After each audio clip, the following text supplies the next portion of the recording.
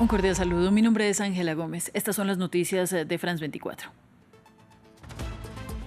Fue liberado por Hamas el rehén Idan Alexander. El último estadounidense vivo de los secuestrados por el grupo militante sería como un gesto de buena voluntad antes de la visita de Donald Trump a la región. Aunque cesaron los combates para permitir su salida, no habrá un alto el fuego. Tenemos reporte. Luego de las reuniones en Suiza entre Estados Unidos y China, Washington reducirá las tarifas adicionales que impuso a las importaciones del gigante asiático en abril de este año del 145% al 30%. Y los impuestos de Beijing sobre las importaciones estadounidenses se reducirán del 125% al 10%. Y en su primera comparecencia a los medios, el Papa León XIV pidió la liberación de los reporteros encarcelados por ejercer su profesión e instó a los periodistas a actuar con responsabilidad en el uso de la inteligencia artificial en su trabajo. Por otro lado, confirmó un viaje a Nicia, en Turquía, a finales de mayo.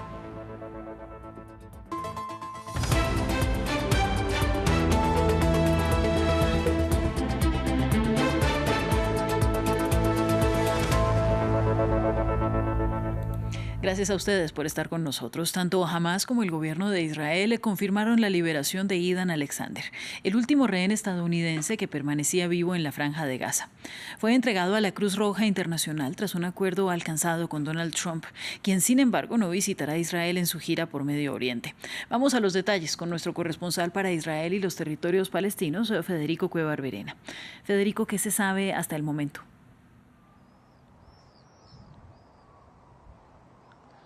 Sí, el grupo Hamas entregó a Idan Alexander en una zona del norte de Han Yunis, en el extremo sur de la Franja de Gaza, luego de 583 días de cautiverio. Esto se realizó sin ceremonias, como ocurrió en la mayoría de las, como sí había ocurrido en la mayoría de las entregas durante la última tregua, y también en un carácter privado para evitar cualquier incidente que pudiera poner en peligro las conversaciones que Hamas está manteniendo con los mediadores Egipto y Qatar y con Estados Unidos. Entregado una vez a la Cruz Roja, el protocolo establece que luego es entregado a su vez a los soldados israelíes que lo trasladan hasta la base militar de Reim, en el sur de Israel, donde espera su madre, Yael, quien viajó específicamente desde Estados Unidos para reencontrarse con su hijo, y que en su llegada a Israel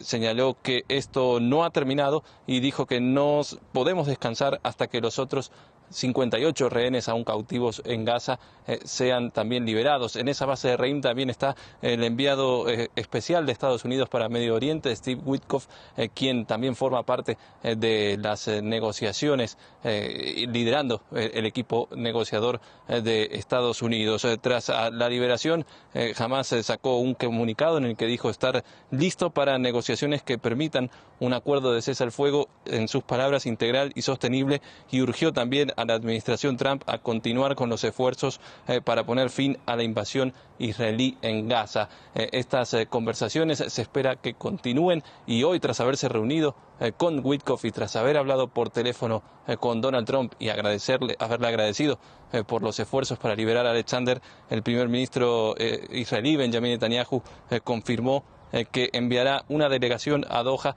para retomar las negociaciones, aunque aclaró que serán bajo fuego. Esto porque durante la liberación de Alexander hubo un freno parcial de los ataques israelíes y de la vigilancia de los drones, pero una vez que se completa este proceso, los ataques israelíes van a continuar, y los planes del gobierno de Netanyahu de ampliar, de intensificar su invasión en Gaza y de ocupar la franja también siguen su curso, mientras continúan estas negociaciones, con la dificultad de llegar a algún tipo de acuerdo. Lo que ha trascendido es que lo que está sobre la mesa es la posibilidad de un acuerdo parcial, inicialmente parcial, que establezca una tregua de entre 70 y 90 días a cambio de la liberación de al menos una decena de los rehenes, pero que jamás exige sea con garantías de Estados Unidos de que va a presionar y garantizar que Israel acepte que ese acuerdo parcial conduzca a un cese al fuego definitivo,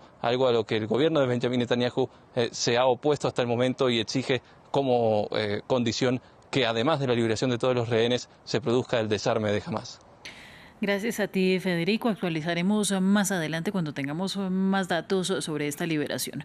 Por ahora hablemos de Estados Unidos y China, que acordaron una pausa temporal de los aranceles que se imponen mutuamente a sus importaciones tras un fin de semana de negociaciones en Suiza. Las discusiones a puerta cerrada fueron las primeras reuniones cara a cara entre los países desde que el presidente Trump anunció sus políticas arancelarias radicales. Ampliamos en este informe. Dentro de esta fábrica de juguetes en el sur de China, Ginebra parece un mundo aparte. Pero David Cheng, cuyo padre fundó la empresa, siguió de cerca las conversaciones de alto nivel entre Beijing y Estados Unidos este fin de semana. Antes de abril, el negocio había ido viento en popa. La familia había hecho crecer la empresa hasta el punto de exportar a los principales minoristas estadounidenses. Todo cambió cuando el presidente Donald Trump anunció una ronda tras otra de aranceles contra las importaciones chinas. La mejor palabra que puedo decir es que para nosotros es existencial. Podríamos no existir. Los Cheng tuvieron que actuar con rapidez, ya que las dos superpotencias mundiales se enzarzaron en una guerra comercial. Han reducido significativamente la producción, despidiendo a la mitad de su fuerza de trabajo china. He trabajado aquí por más de 20 años. Los que fueron despedidos eran nuestros amigos, nuestros compañeros de trabajo a largo plazo. Todo se debe al impacto de estos aranceles. Esperamos que esta situación termine lo antes posible. Al otro lado del mundo, Brandon Arbogast también ha estado siguiendo las conversaciones comerciales a puerta cerrada de Ginebra. El empresario maderero estadounidense que apoya a Trump se enfrenta ahora a la reducción de su flujo de caja desde la guerra comercial. China absorbe alrededor del 60% de la madera de frondosas, madera aserrada y troncos, y son un mercado tan grande que hace que el resto del mundo juegue limpio. Lo hace muy competitivo y como no compran, resulta que ahora hay muchos troncos en el mercado. Tras 2 días de tensas conversaciones comerciales, Estados Unidos y China acordaron recortar los aranceles impuestos durante 90 días. El secretario del Tesoro estadounidense afirma que cada parte reducirá sus aranceles en un 115%.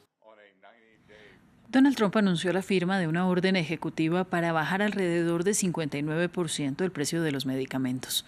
En rueda de prensa junto a su secretario de Salud Robert Kennedy, el mandatario dijo que espera alinearse con el precio que otros países pagan por productos farmacéuticos. Funcionarios de la Casa Blanca dijeron que el gobierno dará a las compañías objetivos de precios en los próximos 30 días y tomará más medidas para reducirlos si no se hacen progresos significativos en un plazo de 6 meses.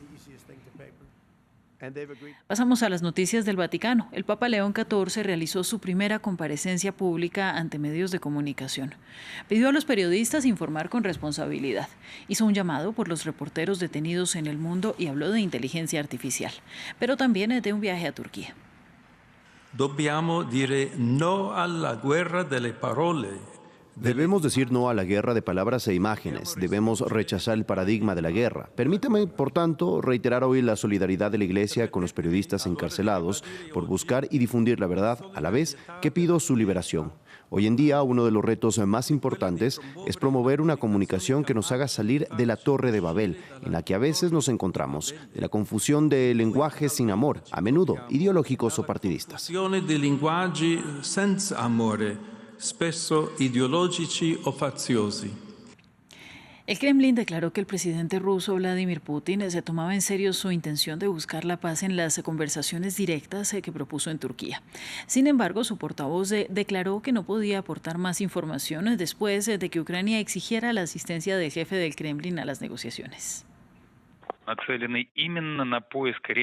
El enfoque dirigido específicamente a encontrar una verdadera solución diplomática a la crisis ucraniana, eliminar las causas profundas del conflicto y establecer una paz sólida, contó con la comprensión y el apoyo de los líderes de muchos países, incluidos nuestros socios de la CEI, los BRICS y otros países. También es bien conocida la postura del presidente estadounidense Donald Trump, quien instó a la parte ucraniana a participar en la reunión que propusimos de inmediato sin condiciones. En una conversación telefónica celebrada ayer, el presidente turco Recep Tayyip Erdogan confirmó su disposición a hacer todo lo posible para organizar las negociaciones. Eso es todo lo que puedo decir al respecto por hoy.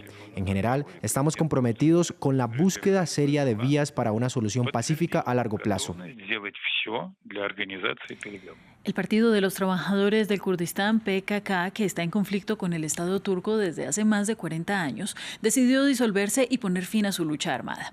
Decisión que llegó después del pedido en febrero de su líder encarcelado Abdullah Öcalan y que se espera tenga consecuencias políticas y de seguridad para la región, incluida Siria, donde las fuerzas kurdas están aliadas con las fuerzas estadounidenses. Veamos.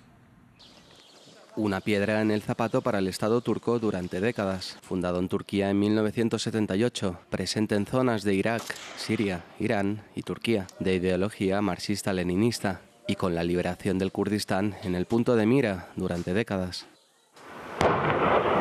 El PKK ha sido el archienemigo del Estado turco desde 1984, año en que comenzó la lucha armada y fue designado como organización terrorista. Años llenos de arbitrariedades, secuestros y asesinatos. A finales de los años 90, el grupo ya se refugiaba en zonas del norte de Irak y Siria. Su fundador, Abdullah Öcalan, se refugió en Kenia, donde más tarde fue arrestado en una operación por parte del servicio secreto turco. Comenzaba un periplo de convulsión dentro de la organización, donde Abdullah Öcalan fue condenado a muerte, pero recluido desde 1999 hasta este mismo año en una prisión situada en una isla cercana a Estambul, İmralı, y en régimen de aislamiento. Por su parte, el grupo entró en contacto con corrientes de confederalismo. Parte de la organización ya no pedía la independencia, sino una suerte de confederación. Pero 2025 fue el año que lo cambió todo.